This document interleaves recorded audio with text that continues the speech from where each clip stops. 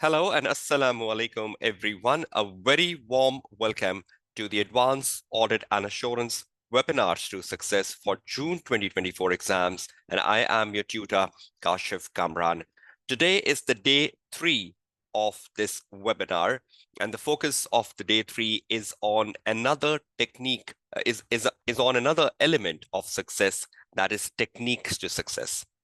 Already in the previous 2 days of this webinar, we have focused on the approach to success as well as the grasp to success. And today in this particular webinar, we are looking at the third dimension of success, which you can see in the red, which is to look at the techniques to success. And finally, on the fourth day tomorrow, it's about inspiration to success, giving you the right motivation to how you can convert your challenges to success. So let's open the day 3. Let's look at the techniques to success, which can be helpful to you in enabling you to success. Okay, let's start on with techniques to success. Techniques are an essential part of your success in AAA, even if you have a good grasp on the syllabus. A lot of time the students is technically sound. They know the syllabus well, but they're struggling with exam techniques, which results in failure. So you need to know the right exam techniques today, along with the grasp on the syllabus you got to know yesterday, and your approach to how you are preparing yourself for the June 24 exams on the day 1, and they all should go together if you want to convert your results into a successful status. Exam techniques to success can be divided into 2 parts. Exam techniques before the day of exam, which is from now up till the day of exam, and exam techniques on the day of exam. So I will be discussing with you both types of exam techniques, which you should implement from today up to the day of your exam, and the one which you will be implementing during the exam, 195 minutes of your exam time. So let's open this discussion and let's start to discuss the exam techniques before the day of exam. So let's start with this agenda.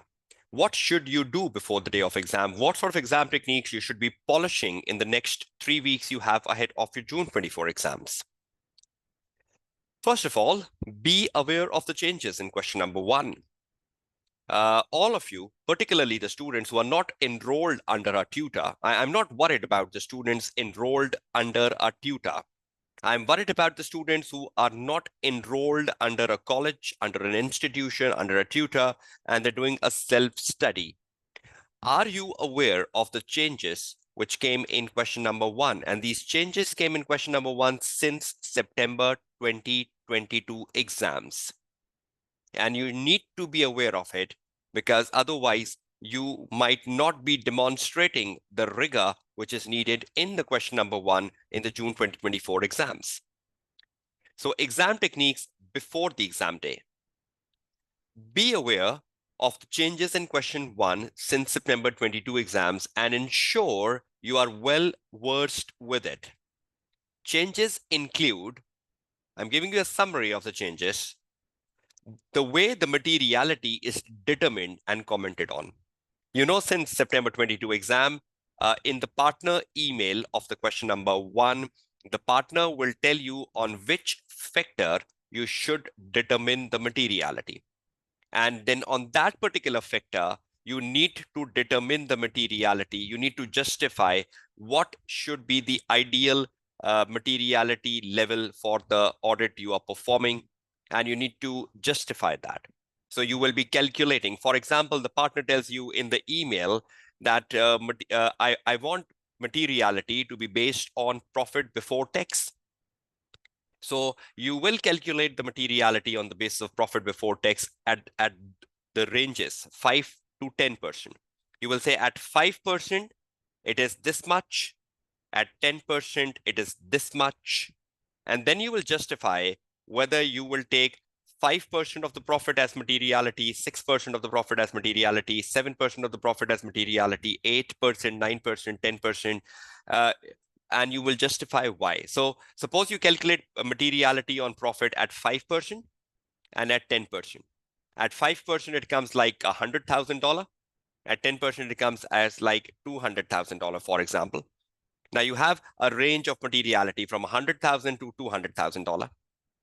And now you will justify that which one will you choose? Will you choose 100,000, 200,000, or will you choose something in the middle, like $150,000 or $125,000? And what is the justification of that? If you're choosing 100, why? If you're choosing 200, why? If you're choosing something in the middle, why? And that justification is what the examining team is looking for. There are 3 marks for determining the materiality, and there are 3 technical marks for determining the materialities. And these technical marks will be deducted from the marks allocated for audit risk or risk of material misstatement. So if you have a 15 marks question on audit risk, from that 15 marks, 3 marks will be deducted for determining and commenting on the new style of materiality, which is applicable since September 2022 exams. So please ensure you are familiar with the way the materiality is determined and commented on. Please visit the examining team answers since September 22 onwards, only for the self-study student. Because if you're enrolled under a tutor, you already know about this. So any self-study students taking this webinar, are you clear with this? Are you familiar with this? And if you are not, please make sure that you visit some of the examining team answers since September 22. Look at the answer for question number 1. See how the materiality is determined and commented on. Don't look at the length of the answer. Just look at the way to determine it. Number 2, giving conclusion of how you prioritize the significant audit risk or the risk of material misstatement. Bracket justification of your choice of prioritization. If I am solving a question on audit risk, because since September 22 exam, the examining team asks you to evaluate and prioritize the significant audit risk, or evaluate and prioritize the significant risk of material misstatement. Now, there can be hundreds of ways in which you prioritize the audit risk. You can take them in the order of materiality from the highest to lowest. You can take them in the order of the case study. You can take them haphazardly. But in the conclusion, you need to justify that which of the 5 risks you wrote above are more important ones. So suppose out of the 5, you tell these 3 are important and why. Or out of the 5, you tell these 2 are important and why. So you need to justify the most important prioritized risk from the risk you wrote above. So giving a conclusion for an audit risk or a risk of material misstatement is important, because in the conclusion, examining team is looking for your basis of prioritization of risk. Any basis, they're just looking for the basis. So you can have any basis, but please do give that basis of prioritization in the conclusion. So to me, which 2 risks out of the 5 are important? To you, which 2 risks are important out of the 5? We can have our own justifications. It's not necessarily my answer should match with your answer or the examining team answer. Number 2, so giving conclusions is something very, very important. Please evaluate the examining team answer. Self-study students, please ensure you do that. Is everyone clear with the number 1 and number 2 so far? Quick answers before I proceed further. Great. And please, please, please evaluate an examining team answer if you are a self-study student, because if you are taking classes from me or any other tutor, you must be knowing about it. Number 3, the different ways in which audit risk or risk of material misstatement question can be tested since September 22 exam. There is no one way in which a risk question can be asked. The only one way we know is evaluate and prioritize the significant audit risk, or evaluate and prioritize the significant risk of material misstatement. This is a very common way of asking a question, and this still exists. But are there other ways in which the examining team can ask you an audit risk question or a risk of material misstatement question? Yes. For that, you need to read the article, which was published a couple of months ago, where examining team wrote an article approaching Section A question. And in this article, approaching Section A question, the examining team guided you about the possible ways in which a risk question could be formulated in the future exams. And already we have seen that in the March 24 exams, and in the December 23 exams. Let's give you a guidance on that. Just let's spend few minutes on how audit or risk of material misstatement question can be tested in different ways. No need to give any justification or any conclusion for business risk, right, Jessica? Okay. If I just take you to the examining team articles, I hope you can see the technical articles in front of your screens now. Please confirm that. Just need to show you the article where the examining team is talking about the different ways in which audit risk and risk of material misstatement question can come in. Okay, thank you so much, Ellen, for that confirmation. You scroll down and you come to the syllabus area D. Syllabus area D, and you can see this very first question, approach to section A question. You click on this and you open it up. Approaching section A question. And in this article, the examining team is telling us that how the risk question could be asked in future exam settings. Can you see this heading over here? Assessment of risk style. So in this particular heading, the examining team is telling you how the question can be formulated. And they have already formulated the question that way in December 23 and March 24. Tell me, you're all very familiar with the type of question like this. Evaluate and prioritize the risk of material misstatements. You're familiar with this question? So you will read the case study, and from the case study, you will identify the risk of material misstatement. You will explain them up. And in the conclusion, you will give a justification that out of the risk you wrote above, which are the more important ones, right? So this is a very typical one. Look at this. Examining team can ask you a question like this. Justify why goodwill has been identified as a significant risk of material misstatement. So you're reading a partner email and the partner tells you that I have picked goodwill as an important risk. An examining team is asking you, justify why partner has picked a goodwill as an important risk. So you need to give the justification. It could be that there is some complexity in goodwill. There could be that goodwill is recognized for the first time. It could be that it is material to the financial statement. There could be some issues with the accounting treatment of the goodwill. That is the reason the partner has considered it as important. So there could be something special around goodwill in the case study. And you have to pick that special characteristics from the case study about goodwill to justify why this has been considered as a significant risk of material misstatement. Is that clear to all of you? Okay. Then you move down and look at this. This came in the March 24 exams, that examining team, rather than asking you to evaluate and prioritize the significant audit risk, and you go and read the case study and you start to identify the audit risk from the case study, examining team is giving you a different approach. They're saving your time. They're giving you a list of significant risk, ABC. I think in the March 24 exam, they gave like 4 of them. So they gave you 4 risks, that these are 4 important risks. So they're saving your time. Now, what you just need to do is you need to justify why each of the following has been identified as significant risk. So you know goodwill is a risk, inventory is a risk, non-current asset is a risk. So you will go to the case study, you will look at the paragraph of non-current asset, you will look at the paragraph of inventory, you will look at the paragraph of goodwill, and you will see what is so special with goodwill, which is making it a significant risk. What is so special with inventory, which is making it a significant risk, right? Yes, Ida, we will still write the opening paragraph of materiality. We will still write the opening paragraph of materiality, because when you justify why goodwill, inventory, and non-current asset is a significant risk, what will be the first justification, Ida? What will be the first justification? The first justification will be materiality. So you need to do that. So materiality paragraph will not be omitted. Yes, I agree with you,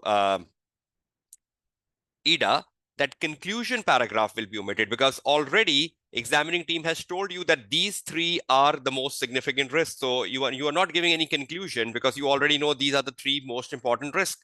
So yes, the conclusion paragraph can definitely be omitted, but not the materiality paragraph. So is everyone clear with the type of question, this one on the screen? Because this one came in the March 24 exam. So we can expect examining team to continue that in the June 24 exam as well. So please ensure you read through this article approaching the section A question. And the self-study students who are unfamiliar with the changes, can you see this particular article here? Exam technique on business risk and exam technique on risk of material misstatement and audit risk. I recommended these as top 16 articles on the day one. So click and read these articles because this will tell you how you give a justification of the materiality, how you define, how you conclude on the prioritized risk. So any student who is struggling to write a conclusion paragraph or justify the materiality paragraph, please ensure you do read this particular article on risk of material misstatement and audit risk. You will get those exam techniques right from here. Is that clear? So please ensure you are familiar with the changes, primarily the self-study students who are utilizing the free resources and are not under a mentorship of any college or any tutor. So the way the materiality is determined and commenting on, giving a conclusion at the end of the audit risk and ROM, and the different ways in which audit risk or ROM question could be established in the future exams, please ensure you read through the article approaching section A question. And many thanks, Ida, for that question, because that question must have given a lot of clarity to other students. Okay, moving further. Exam techniques before the day of exam. Even in section B, at times since September 22 exams, the materiality is given. For example, you're reading a question 2 or question 3. And in the opening paragraph, the examining team tells you that materiality for the client has been determined at $400,000. Now, you're not calculating the materiality because examining team has given you the threshold of materiality. Anything above this is material. Anything below this is immaterial. So examining team is saving your time and telling you this is the threshold of materiality. So we even saw these practices since September 22 in some of these section B questions, not all of them. So please be very careful about the opening paragraph. You could be given a threshold of materiality even in section B, which you can utilize for determining whether something is material or not. So in the case, you just need to use the threshold to judge whether something is material or not. If this is not the case, examining team is not giving you a threshold of $400,000 or something like that in the section B, then in section B, you will still use the old techniques to determine whether an item is material or not. And I hope you know the old techniques. You determine whether something is material or not by taking by dividing that item with the total assets, by dividing that item with revenue, and by dividing that item with profit before tax if the numbers are given. And you get to know whether an item is material or not to the total assets, revenue, or profit. It's not necessarily that all three of them are given in the exam paper. Sometimes even one is given, sometimes two are given, and sometimes three are given. So you can divide them by all two, all three, or one, just to ensure whether the item is material or not. So is everyone familiar with the two styles of materialities? Either a threshold will be given, or you will still use the old techniques to determine the materiality in question 2, 3. Is this clear to all of you? The slide in front of your screen? Okay, great. So please ensure you are aware of these changes. Okay, moving on. Practice with examiner report. It's not just about the changes which came in question 1. The second exam technique before the day of exam is to practice with examiner report. I'm very critical of this as a tutor always. I believe examining examiner reports is the most important resource which is on my table. I don't like examining team answers, and I'll discuss that broadly. I like examiner reports, and I'll tell you why. And what benefit can you get from an examiner report if you practice? How many papers I told you to practice on the day 1? How many papers I told you to practice on day 1? 11. Out of the 11, one is the mock exam. Leave it. For mock exam, you will never get the examiner report. Okay. 3 were the specimen exams. For specimen exams, there are no examiner reports. So 3 specimen exam, 1 mock exam, no examiner reports. So 7 11 minus 4, we are left with 7. So 7 papers which are from 2021, 2022, and 2023 on the practice platform, right? For the 7 papers, will you get examiner reports? Yes. So will you get examiner reports of all the 7 papers ACC has published on the practice platform? Yes. Yes, you will not have examiner report of mock. You will have no examiner reports for the specimen exam. So how many examiner reports will you have? 7 of the recent exams. So can you practice with examiner reports 7 papers, all of you? And I'll show you how. But are you confirming the number 7? Are you getting the number 7 in your mind? And are you clear with the number 7? All of you?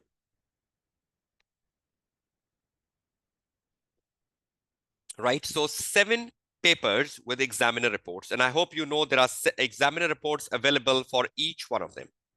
I'll show you the link of that as well, right? Now what to do? Practice with examiner report. How? First of all, you open a paper like December 22. You open it, you do it, you solve it as you solve a paper. And once you're solved with the paper, and what next you do is you open the examiner report for December 22 and you keep your answer with you on the screen.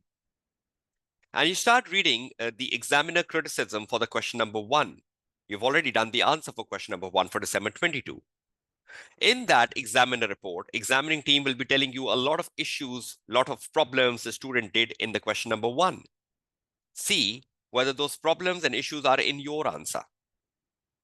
Examining team will appreciate a lot of good things the student did in the question number 1. See whether those positive things are in your answer. And examining team will also give you future advices. Learn from them. Each question, you will have an examining team report for question 1, question 2, question 3, December 22 exams. Evaluate your answers in light of the examiner report and mark yourself in terms of 3 colors. Let me demonstrate that. Red color. Understand the issues why student fail, what they do wrong. That's the first thing covered in the examiner report. Examining team will tell you why student fail, what they did wrong. Is that in your answer? Is that in your answer of December 22, which you have done as an example? Underline that in red in your answer and say, oh, this is the mistake I did. I will not do it in the next paper, June 23, I will be solving. Avoid those in answering your questions. You've already done December 22 answer. You got to know a mistake from the examiner report. When you do the March 23 answer or June 23 answer, you will not repeat this. So you learned it. Number 2, green. Understand the strengths of the stronger student. Examining team will tell you in the examiner report the strengths of the stronger students. See whether you got some of the strengths in your answer. Underline them in green. So that will give you a lot of positivity for the upcoming exams. And those greens will give you a lot of motivation that, yes, you are going on the right track because some of the things you wrote were appreciated by the examining team in the report. So the strengths, implement them into your answer. So next paper you do, repeat them. If there is a problem, avoid it. So red is to avoid, green is to implement. Last comes the blue. Understand the examiner advice for future exam. When you're reading through the examiner report, the examining team will give you certain advices that future candidates should do this. Future candidates should be aware of this. So whenever the examining team is talking about future, just underline that in blue. This is under advice for the future. Follow it seriously. So 3 things you need to do. You solve a question from December 22 exam. You open up the December 22 examiner report. You keep 3 pens with you, red, green, blue, and you start reading the examiner report and see the reds, the greens, and the blue, and try to get the message. The red is to avoid when you do the June 23 paper. The green is to implement once you do the June 23 paper, and the blue is to follow in the next exam sitting you're appearing for, the June 24. So will you do the paper practice 7 papers with examiner reports? with this red, green, and blue. You need to seriously take my words. It will make a remarkable improvement to your exam sitting for June 24. If you are aiming for 50s, you will get 74, 75, 76. If you're aiming at 60s, you will get 80s. You will be a world top if you do this.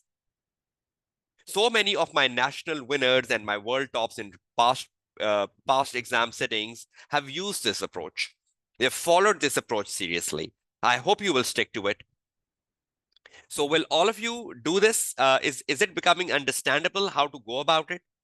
The way I illustrated it, is that clear to all of you? Any problem with my illustration?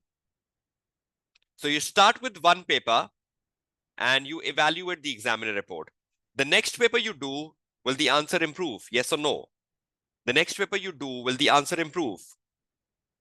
The third paper you do, will the answer improve further? The fourth paper you do, will the answer improve further?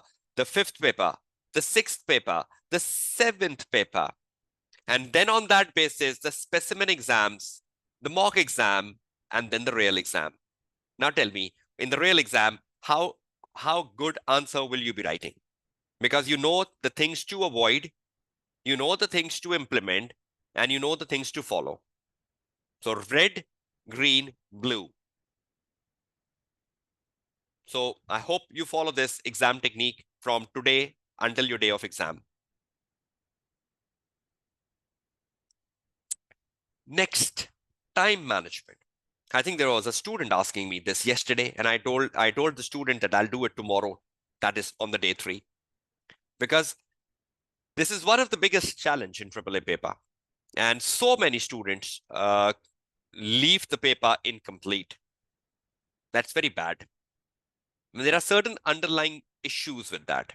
And I want to address that over the next 10 minutes, that what best you can do to ensure you getting to that 90% plus paper coverage, if not 100.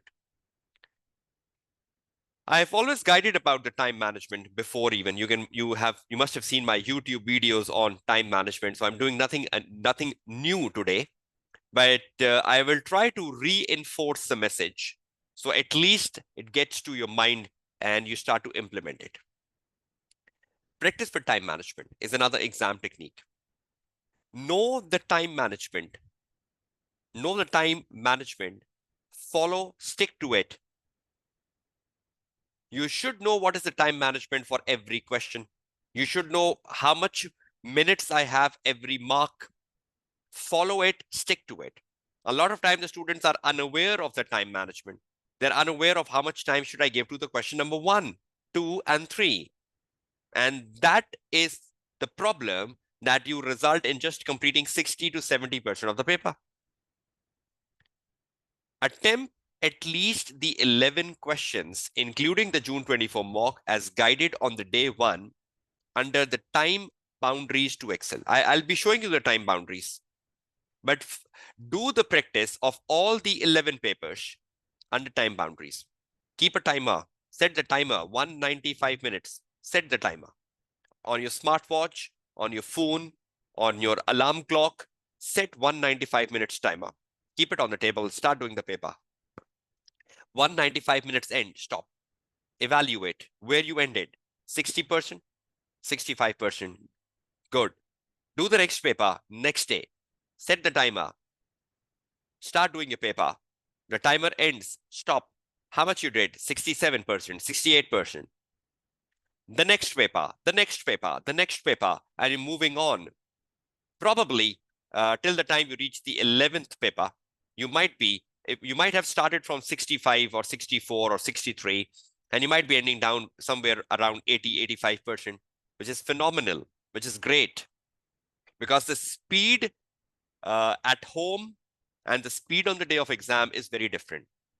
On the day of exam, you are in a do or die situation. At home, you are not in a do or die situation. Even though you try to simulate the exam environment at home, but it's still not the real exam environment. So the real exam environment and the panic of the real exam environment, and knowing that I have to do all in 195 minutes, your typing speed, your writing speed will improve upon. So is that becoming clear? doing every question under a limit and where the time ends, stop. Evaluate how much percentage of paper have you completed. And this will improve with every passing paper. Not doing practice with time at home and going to your exam hall, seriously, this is a failure.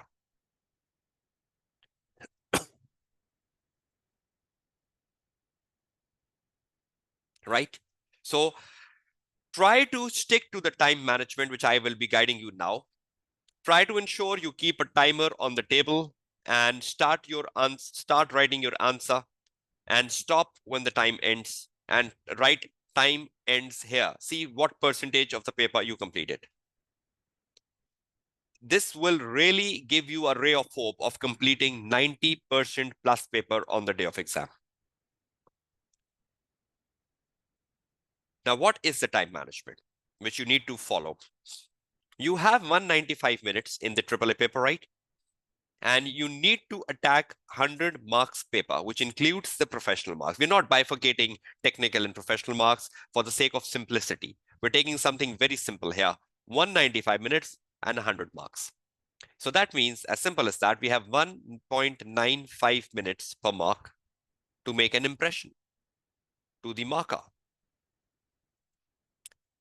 Implement this 1.95 minutes per mark to the total paper, allocating reading and planning time and the writing time. So this 1.95 minutes per mark includes the reading and planning time and the writing time.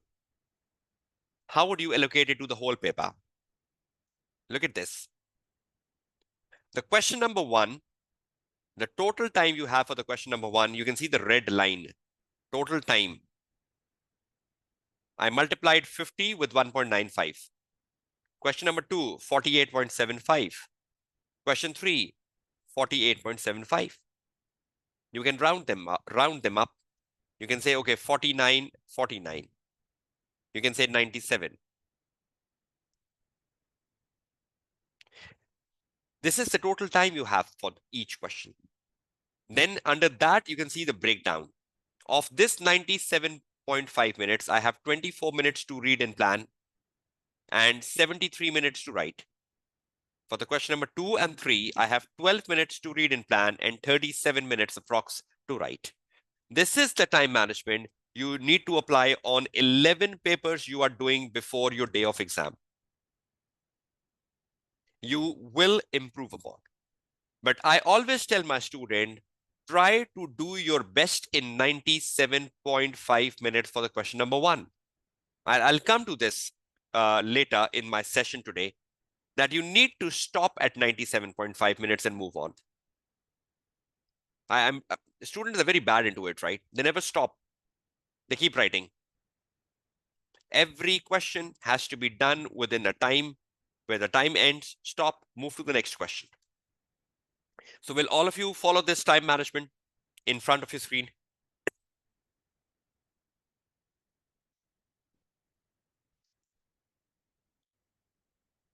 Please confirm me before I move on. So please implement this time management. Please ensure you follow this time management over the 11 papers. This will bring a remarkable improvement on the day of your actual exams. Thank you. Next, exam technique before the day of exam. Stop idealizing examiner answers. Now, you must be amazed that the tutor is telling us stop idealizing the examiner answer. We love examiner answer, don't we? Tell me. You all love examiner answers. Am I right?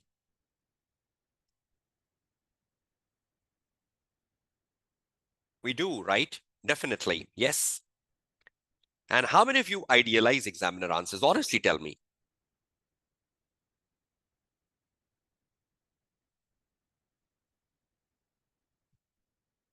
How many of you idealize examiner answers? Simply say yes, no.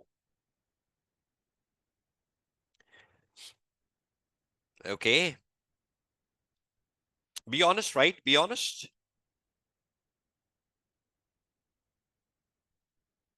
Okay, that's great.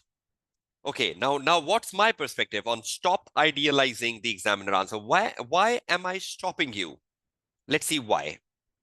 Because I need to justify everything. That's what you need to do in the exam paper.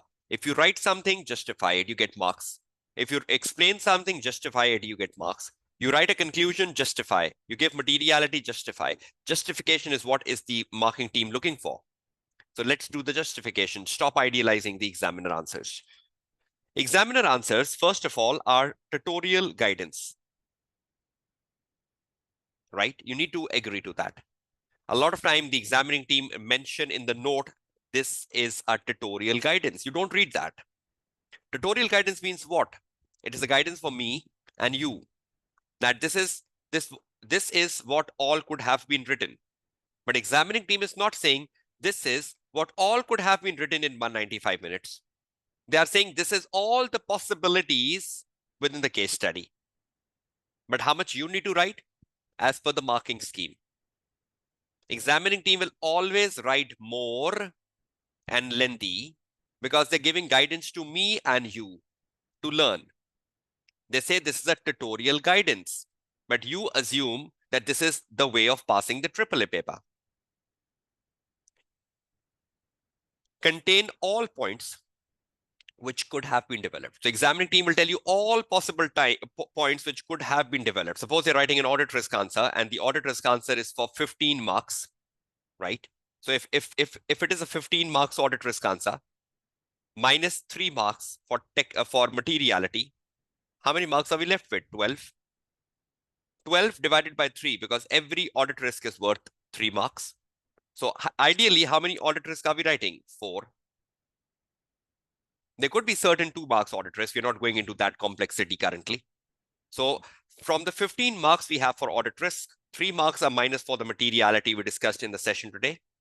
12 divided by 3, and 4 audit risk. You look at the examiner answer. Examiner answer will have 8 to 9 audit risk, because the examining team is telling you these are all possible audit risks which were in the scenario. You could have written any 4 of them. But you think that we have to write 9. That's the first mistake. Is everyone clear with the point number 1 and 2? I'm trying to emphasize that why you should stop idealizing the examiner answer, because you tried taking the wrong message from it, not the right message. Number 3, are lengthy. As examiner try to justify every aspect for the sake of learning. Have you looked at the accounting treatment the examiner writes in the answer? He tries to guide you on the possibility. He tries to tell you, okay, for example, if it is a probable outflow, this is what to be done. If it is a possible outflow, this is what is to be done. In the exam, I'll take my time-saving technique. I'll assume, is it a possible outflow? And I'll write my answer. I'll assume, is it a probable outflow? I'll write my answer. But examining team will tell you all about I-37. Examining team tries to justify every aspect around that accounting standard, just to give you a knowledge. You can learn accounting standards from examining answers. I even recommended that on the day 1. But you cannot write that long accounting treatments in exam paper. So stop idealizing the examiner answer. You can learn from them, but you cannot replicate them. If you're replicating the examiner answer, that is wrong. Number 4, even examiner mention number and title of the accounting standard and auditing standard in the exam. You see examiner answers. Do you found examiner giving the name and the number of the accounting standard and the auditing standard? Do they or not? When you read examiner answers, do they have given accounting standard names and numbers? Yes. But the examining team tells in the examiner report, which you don't read. In the examiner report, the examining team tells there is no marks, no credit for naming the ISA or the IFRS. So look at the solution. Examiner report is a refined document for you what to do. Examiner answers is a guidance about the all outcomes, all possible outcomes in 100 marks paper. You can learn from them. Is examiner answer a learning source? Yes. But is examiner answer a source to replicate? Never.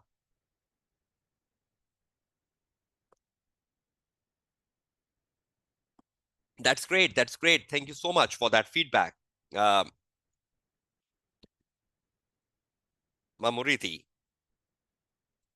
So now tell me, is examining team answer a learning source? Yes or no?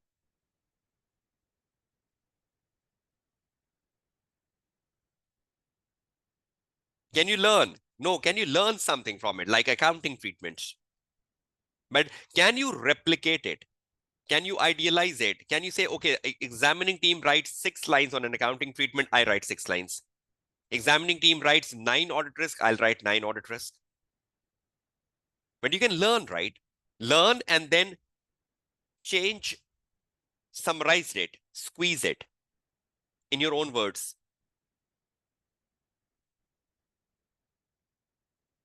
right? So is my perspective clear? Stop idealizing examining team answers because the student loves it. I don't know why. So I'm just telling you that you might run into troubles if you start replicating and idealizing examiner answers. You might not even complete 50% of your exam paper for June 24.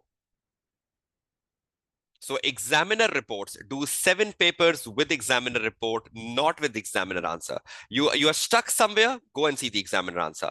Try to understand what the examiner is writing and why. But don't just get impressed with the length of the answer. Just learn something and squeeze it, summarize it in your answer. I hope that's clear to all of you. Because this is the biggest myth with students, right? Idealizing examining team answers. You will never complete your exam and you will fail if you idealize the examiner answer. So I hope you will take it as a danger sign for the next 27 days now. The next exam tip, case-specific answers. Students write a lot of journal answer in AAA. I don't know why. They rote learn from the past papers. They imagine that if a group audit comes in the exam paper in the question number 1, we'll write about a goodwill risk, we'll write about a foreign currency risk, we'll write about we'll write about the intercompany balances risk. They learn certain risk in group situations. And even though that is not mentioned in the case study, they will see, okay, this is ABC group, and they will start writing those risks, whether they are present in the case or not. Examining team is so unhappy with students rote learning risk from the prior papers, and they just try to force them in the answer, even though they're not been asked for. Try to read the case study. Try to read what examining team is telling you in the case study.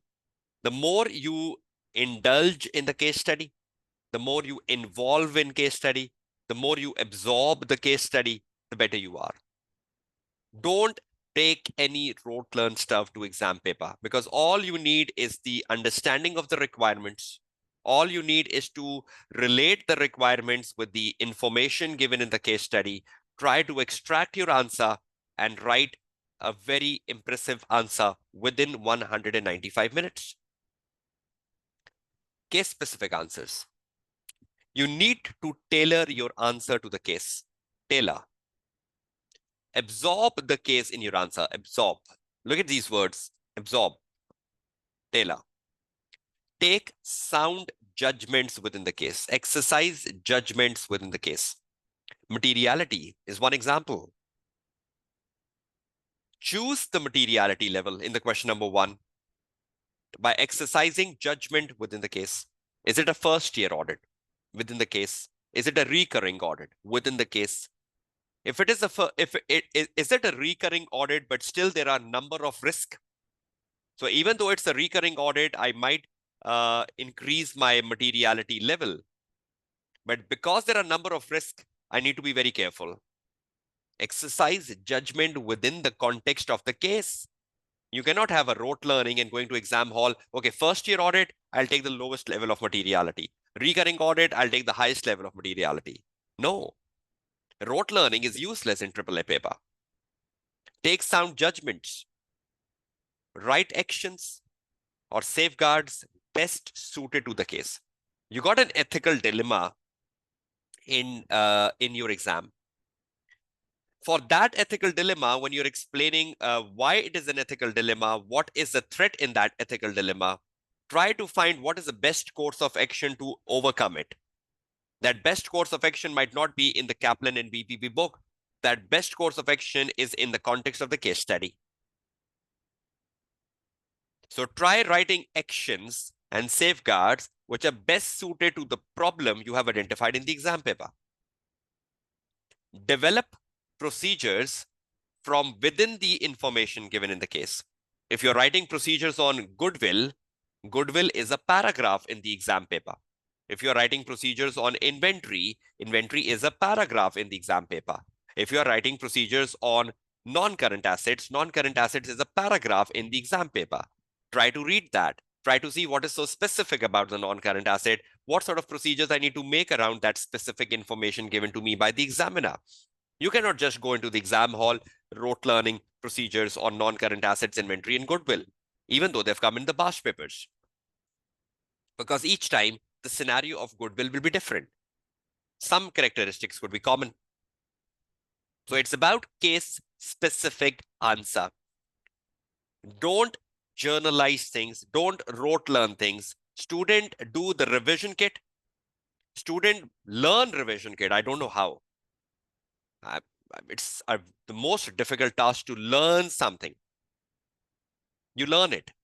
You say, okay, group comes, I'll do this. IS 21 comes, I'll do this. IS 24 comes, I'll do this. The moment you see the word related party, you say no disclosure made and the financial statements are materially misstated. Read. What if the examining team is telling the related party disclosures are made, but you assumed they are not made? You look at the word legal case and you say, oh, legal case, I'll write all IS 37. You're not even reading what the examining team is telling about the legal case. Is the legal case successful, unsuccessful? What is the lawyer telling you about it? But you look at the word legal case and you write everything. You look at the word government grant and you write the entire IS 20. That is not case specific at all.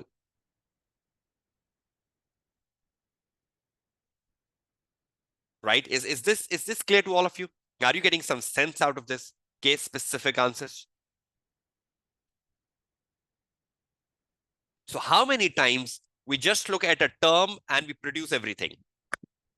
Because we are in a fear factor in exam paper that whatever I've learned in the last 2 months should not go waste. Whatever I've learned, I'll just dump it on my paper. Why? Useless. So please ensure you develop a strategy of writing a case-specific answers. You have 11 papers on hand.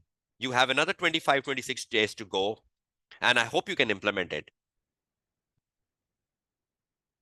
Next, develop your point well. This is something very important. When you're writing an answer, and I just told you, stop idealizing the examining team answer, then what is the good length of an answer? What is the length which can satisfy you that I have written sufficient, I've written adequate? Is your content adequate? Is your content sufficient? Is your content sufficient to impress the marker? Well-developed point. What are exam techniques for a well-developed point? First of all, a well-developed point should be a point from the case study. Number one, definitely.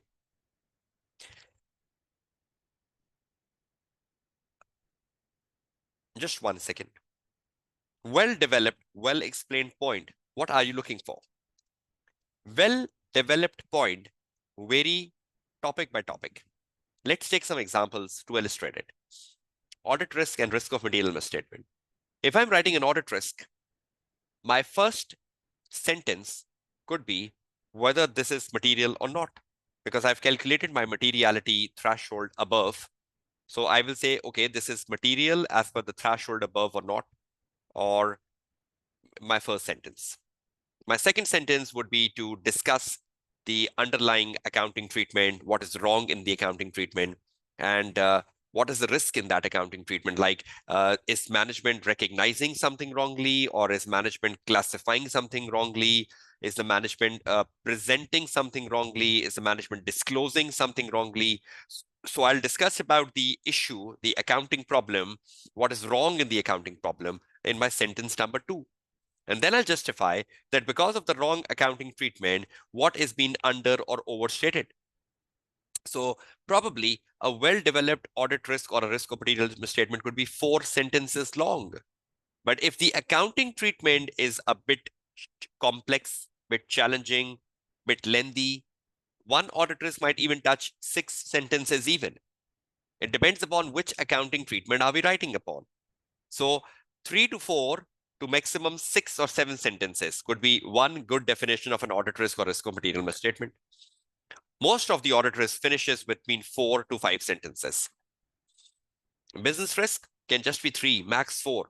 Because in a business risk, you need to pick up from the case the situation giving rise to a business risk. You need to explain that what will go wrong. What is the implication of the risk you have identified from the case on the business objective? What business objectives will be affected because of the risk? So the business risk is a statement you picked from the case. You elaborated upon that statement. You explained upon that statement that what may go wrong because of this and how will it impact the business. So what may go wrong is like one sentence, and how will it impact the business? One sentence. So maximum every business risk is 3 sentences. If it is a very productive business risk within the case study, might touch 4 sentences. A sentence is where you put a full stop, right? Implication for the audit report. A lot of times the student says, this will result in a qualified opinion. That's just one sentence. You need to develop.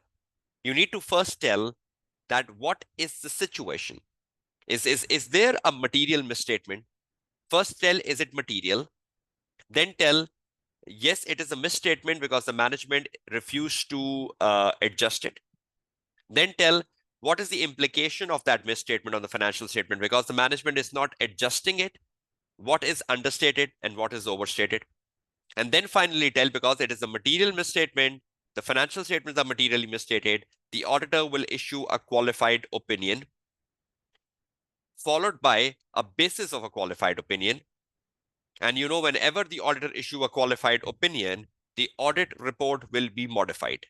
Now see, this is like 5 sentences when you're developing an implication for the audit report. The issue, the materiality, the impact on the financial statement, what is under and overstated. Then talking about which opinion, basis of opinion, and because of the opinion, the report will be modified. So this is how you write an answer. Ethical issues. Try to pick up the situation from the case which gives rise to an ethical issue, justify that it is a self-review threat, and then explain why it is a self-review threat. A lot of time the student missed the why. So a threat and why, and then giving a safeguard. So a threat, a why, and a safeguard. That's how you write an ethical issue. So the length will vary, but you need to find a definition of a well-developed point which can impress the marker. And at the end of the day, all this has to be connected with the case. Nothing should be out of the case. That's very important. I hope you're clear with this exam technique.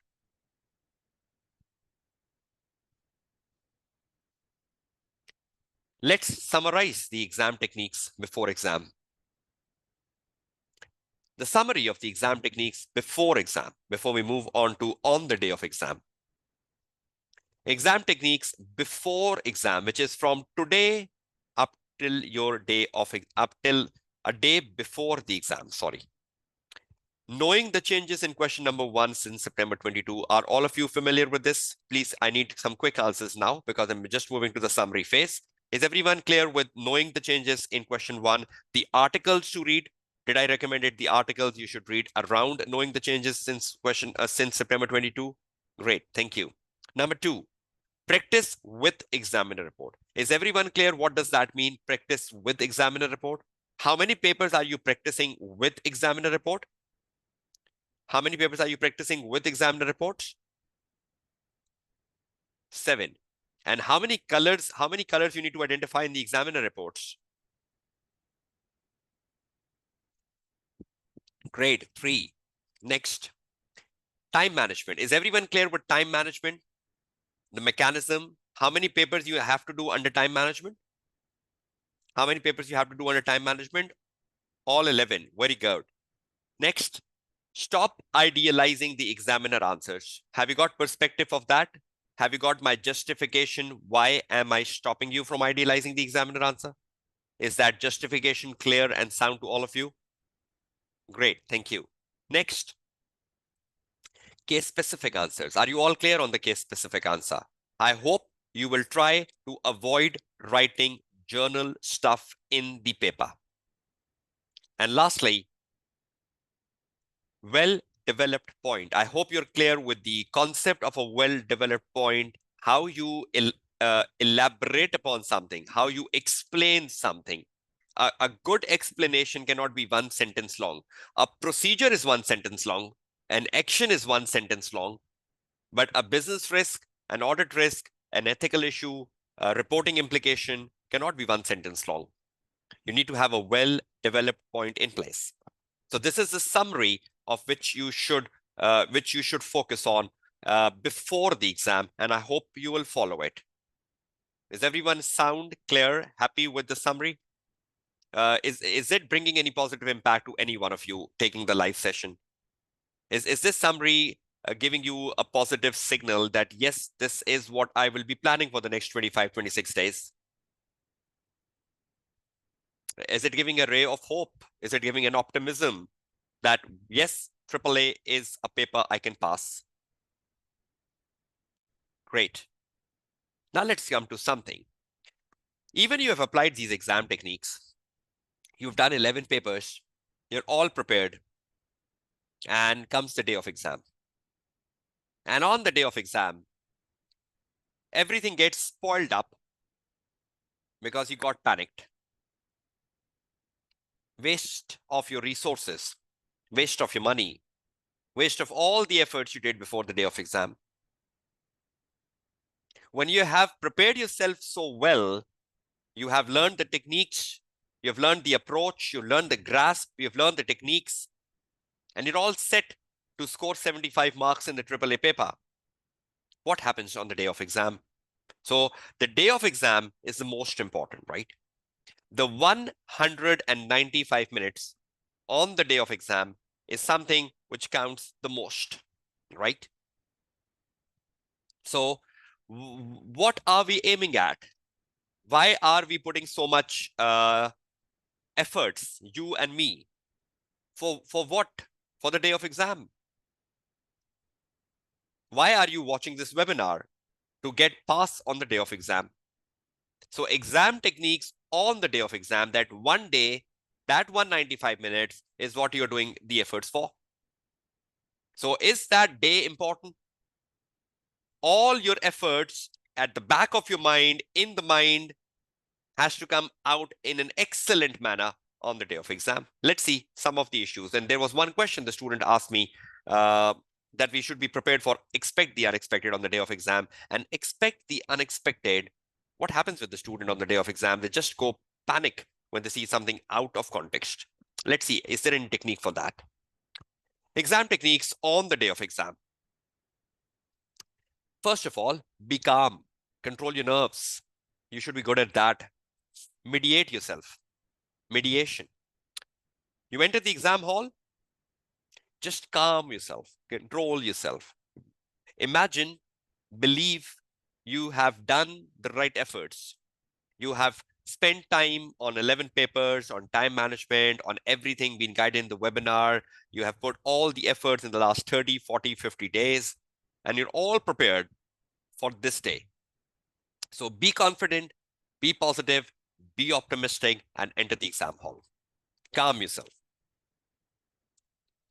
The paper you will open will be a new case study and a new challenge. You are reading for the first time. Be prepared for it mentally. You know that 11 papers you have done. The paper you will be getting for June 24 exam will not be from the 11. It will be a new paper. But if you have not done those 11 papers, taking on the new paper on the day of exam will be a far more bigger challenge than after doing those 11 papers. So the paper on the day of exam will be different. The case study will be different. The things will be different. But tell me, the preparation of the 11 papers, will that be helpful or not? The time management, the techniques, there could be certain things which are identical to the 11 papers. The requirements are pretty identical. You know the marking schemes, but you're facing a new case study on the day of exam. Be mentally prepared for it. But you start reading it. You have 24 minutes of reading and planning time for the question number 1. You start reading the case study. You start reading the requirements. It's something new for you. Don't get panicked. There could be something in the requirements which you don't know. Like requirement C. There is something on climatical risk and you don't know about it. You have not studied climatical risk. 8 marks. Examiner team is asking you to discuss some ethical and professional issues around climatical risk, and you're unaware of it. Leave it. What's so big about it? 8 marks, climatical risk, multiplied by 1.95. How much time is that? Tell me. 1.95 minutes per mark. 8 marks multiplied by 1.95. Quick answers.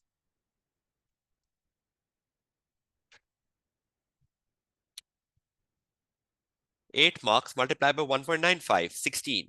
So 16 minutes. Leave it for the end. In the end, you will have 16 minutes to come back because you're saving your 16 minutes. You're not attempting it. Leave it. Come in the end of the exam and you have 16 minutes remaining. Try to do whatever you can do with that 8 marks. Instead of 0, you might get 1. You might get 1.5. At times, if you don't know something, just sideline it and focus on the remaining paper. I don't know why students don't look at the big picture. Why you don't look at the glass is half full? Why you look at the glass is half empty? Why don't you look at the opportunities? Why you look at the threats? Why don't you look at your strengths? Why do you look at your weaknesses? So if you don't know something for 8 marks, the glass is half full, not half empty. How much marks you know? 92. Why are you spoiling 92 marks paper? Can you still pass from 92% paper? Yes. Are you getting this message? Is this communication clear to all of you? So please be positive. I don't understand that why students are so pessimistic, why students are looking at half the class is empty on the day of exam, why the students are looking at what they don't know on the day of exam. Why are they not looking at what they do know on the day of exam? Because what they do know will be in a significant higher percentage in comparison to what they don't know. But they keep spoiling their mindset with what they don't know. So will that sort of a mediation, will that sort of a motivation message by me in the last 5 minutes will be helpful to you? Will you look at things differently on the day of exam? Be prepared for the challenge, right? It is a strategic level paper. Will examiner be asking you straightforward things in the exam? No. Will the examiner be asking you simple things on the exam? No. Be prepared for the challenge. But you need to imagine that you will only be successful if you take on the challenge. Number 3, you have practiced plenty. Believe in yourself. You have seen lots of requirements in the 11 papers, and you have seen lots of dimensions in the last 11 papers in the case studies. So you will handle it. You will handle it. Don't worry. You will handle it.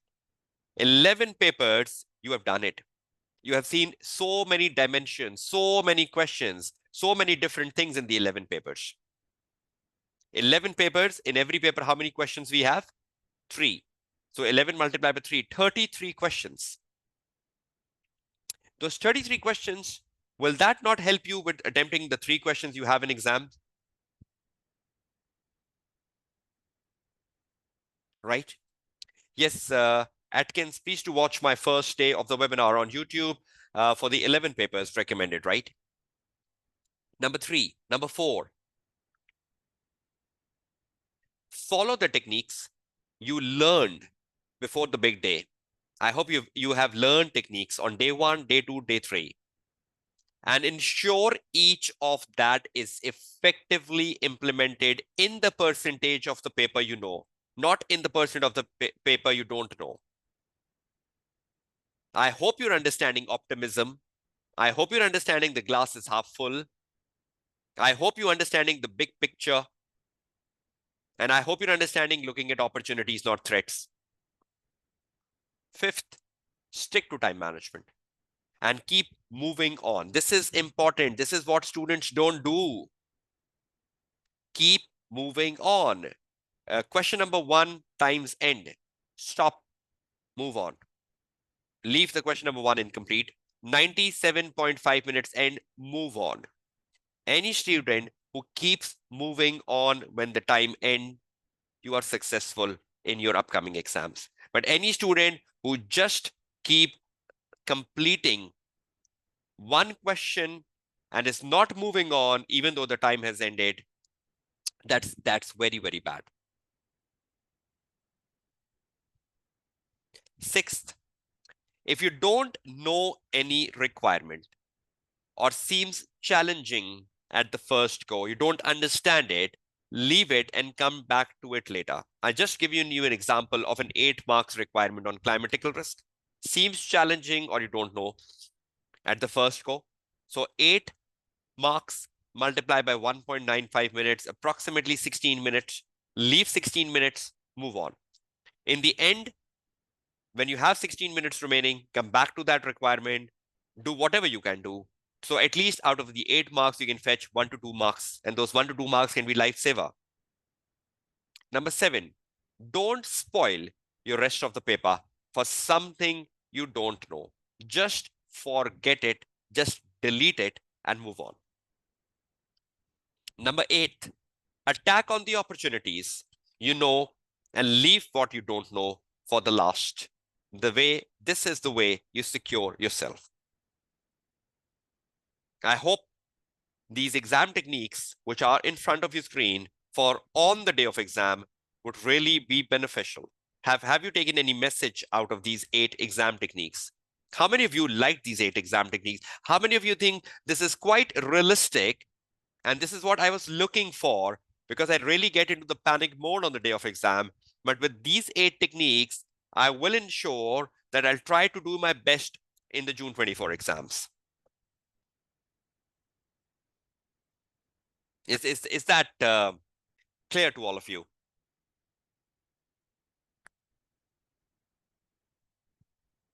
Shiza, I think you asked me a question at the start of the session today, right? Which pertains to something you're looking at for in front of your screen, right? Okay, thank you so much, all of you.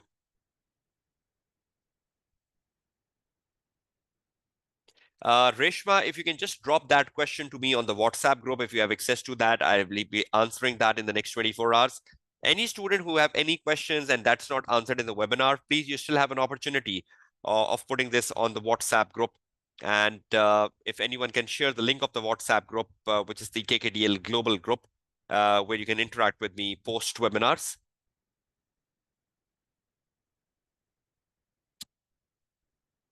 Thank you so much, Reshma, for that understanding. Okay, so these are the exam techniques. That was the day 3. I hope you learned some techniques out of the day 3 today in terms of what to do before the exam day and what to do on the exam day. I hope the exam techniques on the exam day is the lifesaver for you. So will you be optimistic? Will you be opportunistic?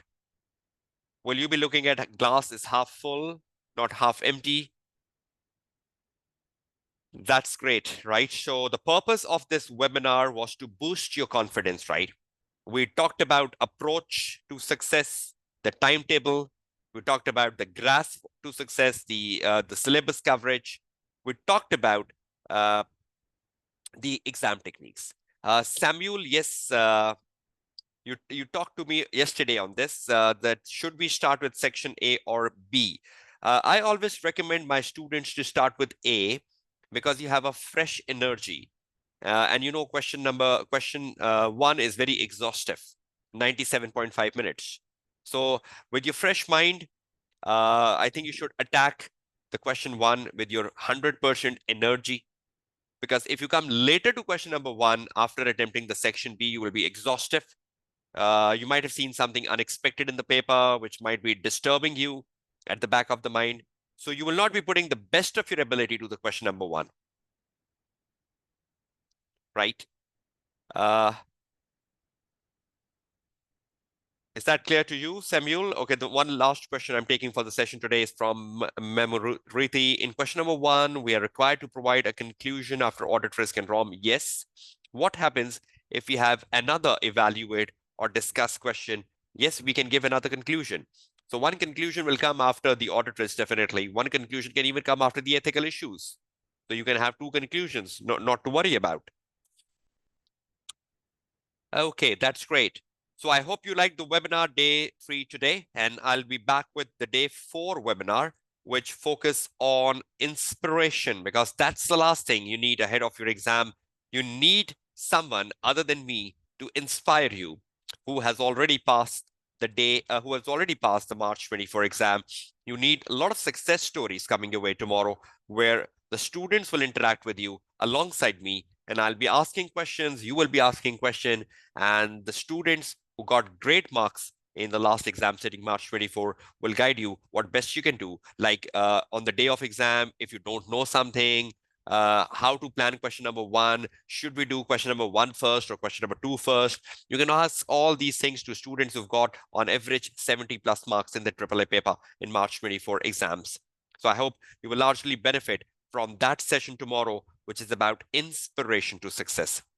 So thank you so very much for coming today into the day 3 webinar, and we'll be focused on day 4 tomorrow, the final day, at inspiration to success.